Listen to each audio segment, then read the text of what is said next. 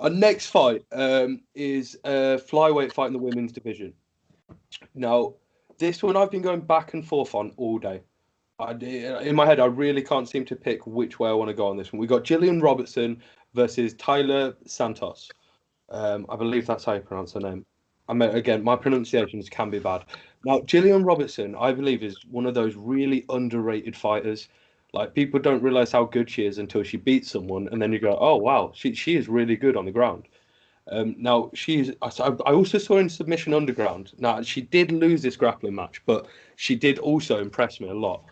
Now, Taila Santos, all I've seen from her is she has fantastic takedown defense. She also is no slouch on the ground. They're both jiu-jitsu black belts, I believe. I mean, it's a rite of passage in Brazil. If you're not a Brazilian jiu-jitsu black belt, it's sort of like you're not part of the family, sort of thing. I think it must be a rite of passage. So I don't believe that Gillian Robertson will submit Santos, but I believe that she can. It is one of those.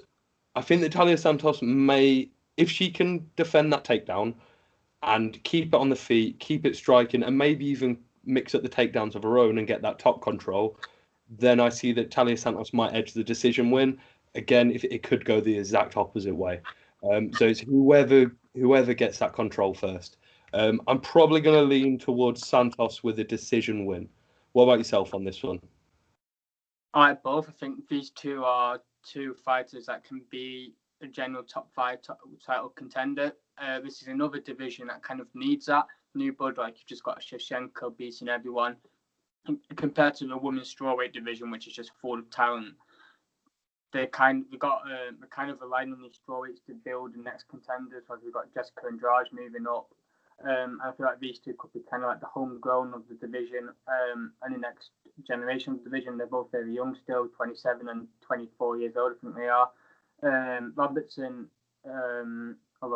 has looked very good in the fights. She's obviously fought girls like Macy Barber. She looked very good in the last fight as well against Paulina Botello, who's a good fighter herself, and got dominated after the first round. I think the first round was quite close from what I believe, and then the next two rounds I think were pretty smooth for Robertson. Taila Santos, if you look at her record, I think Molly McCann might be the only win she has that's got a half decent record. Like, if you look at, she's barely over wins up against people like 0-1.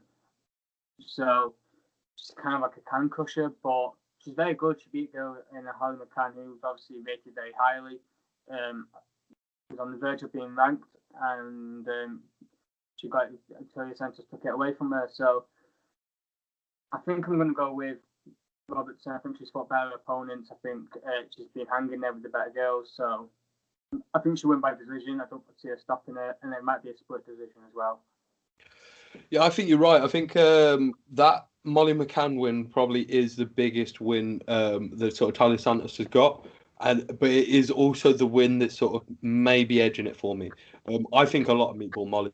Obviously, as a Brit, you've got to sort of back your sort of fighters. We've got to back our girls. We've got to back our boys.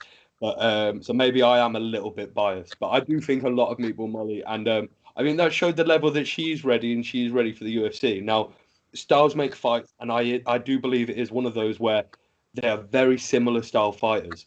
They both can mix it up on the feet because they're so confident in their ground game. I just don't believe we've seen enough of Taila Santos to know. I guess that's the issue. I'm going to go with Santos just to mix it up and obviously we are doing our picks against each other, and Sugar wants to win.